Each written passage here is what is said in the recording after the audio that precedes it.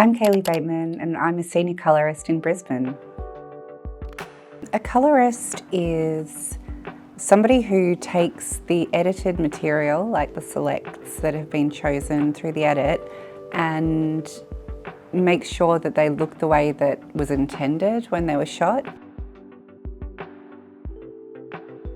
The first step that I take is to just watch it. So I'll have a look at an offline, so that's what's been edited, what's come out of edit, a file that's kind of often lower res than the original. I'll watch that offline and get a sense of the project and have a look at the references that have been sent to me. I find visual references really important. So take a look at that, take a look at the offline and start to imagine, start to do that imaginative process.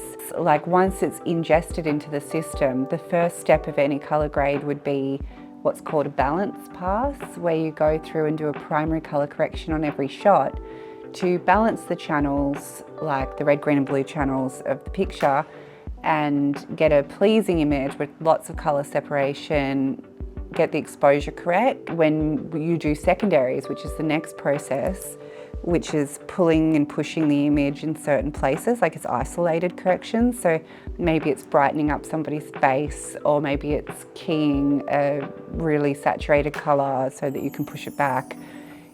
It's much easier to do that process once you've got some separation. If you try to key a colour but everything's got a cast on it, you're going to get a key that is not specific and isolated enough. So yeah, it's really quite a technical process to begin with. So once we've done that, we balance, then we do our secondaries. Then you would add your look, right? And that's sort of more of like your feeling or aesthetic pass, where it's about maybe genre, like maybe you're saying, okay, this is a crime drama and I've got references from the other crime dramas that I'm sort of talking to with my piece. So, maybe we're going for steely blues and we're not letting too much yellow into the palette. That's really where you start like kind of creating a palette. So one thing I'd tell anyone before they shoot, no matter what crew role they're in, is it seems really simple and obvious, but if you want to see a particular colour in your image, put it in front of the camera. I know that sounds really simple, but if you're wanting something with a lot of pink in it, paint the walls pink and put your characters in front of that colour, or put it into the production design, put pink flowers in the frame, or make it part of their costume. You can't really put something in if it's not there to begin with. The most important thing, I think, is communication and being able to see the reactions and the micro expressions on people's faces when they're seeing things, because sometimes you don't know how to say what you want. You don't necessarily know how to tell a colorist exactly what you want to see, because I think directors often are very technical people, but sometimes they're performance-based people. Like, I couldn't direct, I couldn't tell them how to direct, so how can I expect them to come in and be like, I want this to be exactly like this, that, and the next thing? Like, it's a real communication game. And so I'm doing a lot of listening and I'm doing a lot of watching, and like a little breath when they're watching back might mean they've seen something, they're not sure why, but it's not working for them there. And then it's a matter of drawing them out and making them feel comfortable to know that like this is a very safe space and I'm not judging the pictures in any way. But I don't know, I definitely try to make people feel as though I'm not sort of giving them marks. I'm not going like, oh, you didn't expose that well or whatever. It's more, I'm here to help. Like I'm a service and this is your film and I just want to make it what you want it. It's not about me. When I was coming up in Melbourne, I got to assist a lot of really great senior colorists there. So people like Vincent Taylor, Fergus Halley, Martin Greer, These are really amazing colourists who were very generous with me when I was assisting and would offer me feedback on my work, and I got to watch them work and pick up tips from them. And you know, I'm still in touch with Vincent. I think he's wonderful. I still see him as a mentor. I still send him messages like, you know, I need help, this has come up. He's always very quick to jump in and help. What comes to mind just off the top of my head is Fergus Rotherham. I think his work is second to none. In terms of my favourite colouring of all time, I think the best thing that I've ever seen is House of Cards. I think the colouring for House of Cards was unbelievably tasteful. So consistent, so thoughtful. Just the style and the aesthetic was unreal, and that was Laura Jan's FRAZIER, I believe, Laura Jan's FRAZIER. And she made everything simultaneously beautiful and sinister. And I think that really told the story through the colouring. It was never over the top, it never overpowered the images, but it always brought the skin tones and the beauty and the gorgeousness to these like kind of rough characters and these kind of dingy places at times.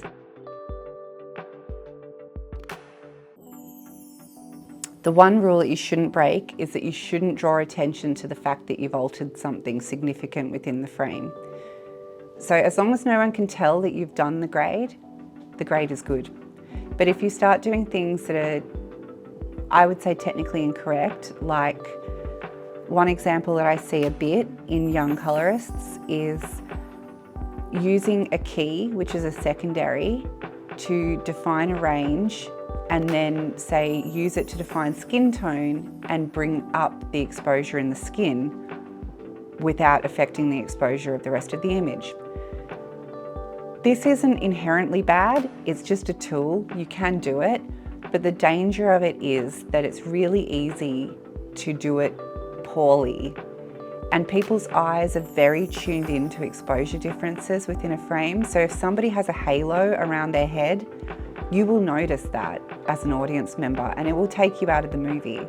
So you shouldn't do it for that reason. But if you can do that and not have the halo, then go for it, you know?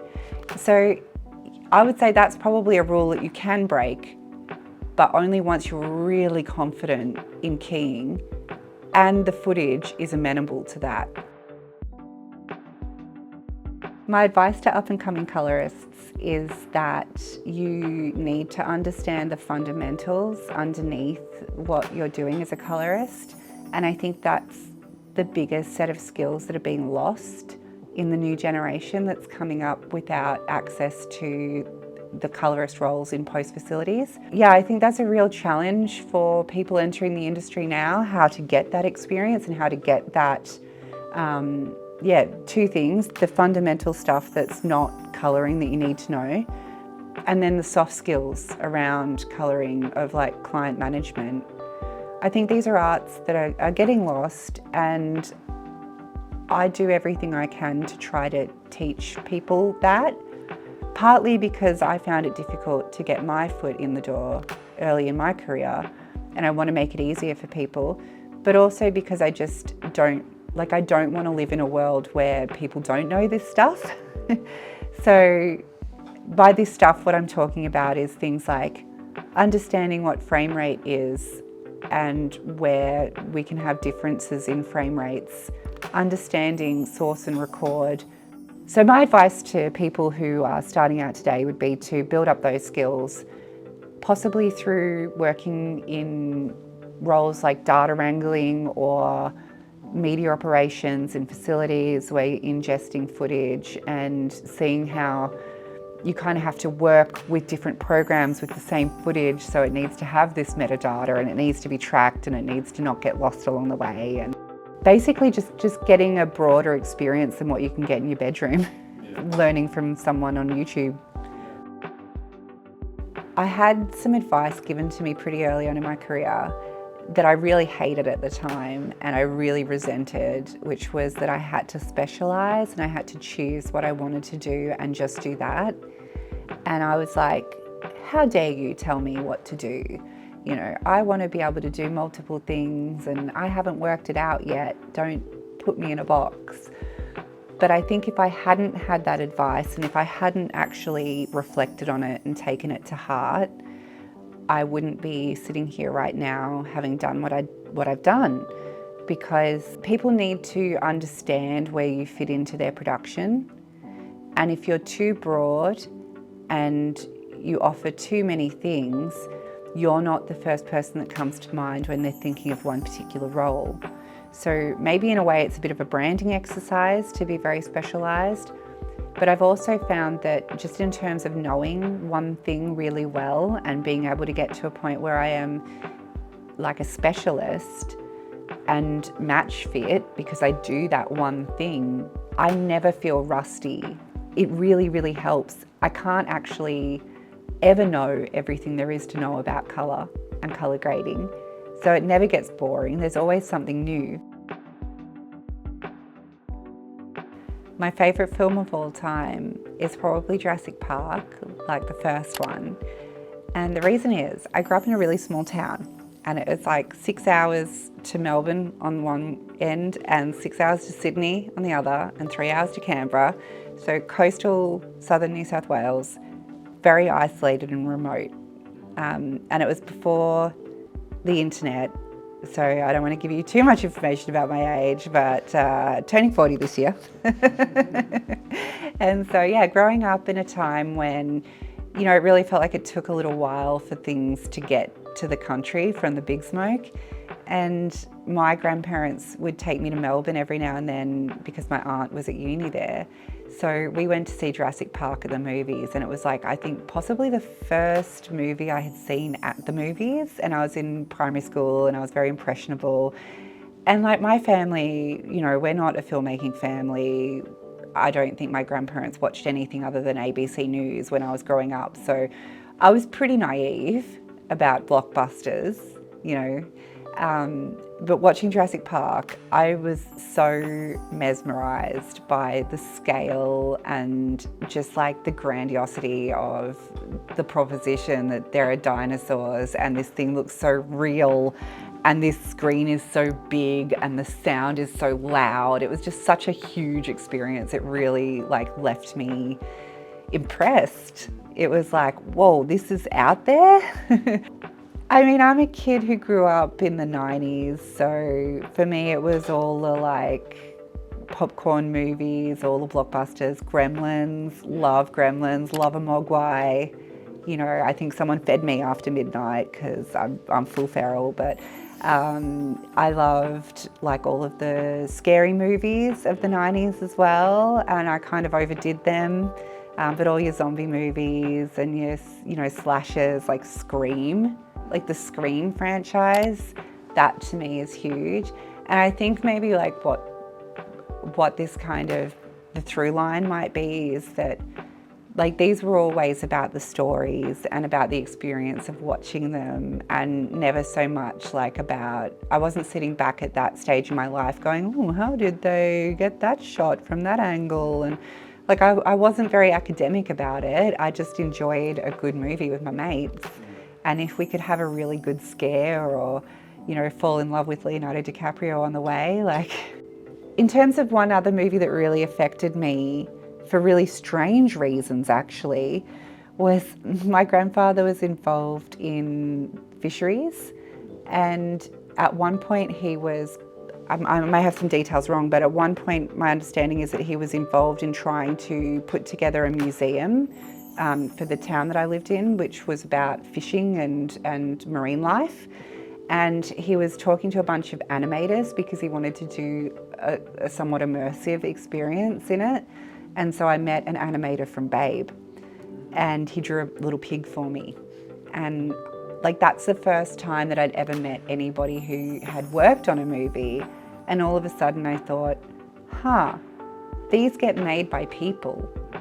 Maybe I could be one of these people. And so that had a massive impact on me as well, as I'm sure Babe did for anyone who grew up in the time that I did. Thank you for listening to me today, and if you wanted to work with me, you can book me through my producers at wearecrayon.com. You can find me in my studio in Brisbane, or we can work remotely over Colourfront and Zoom.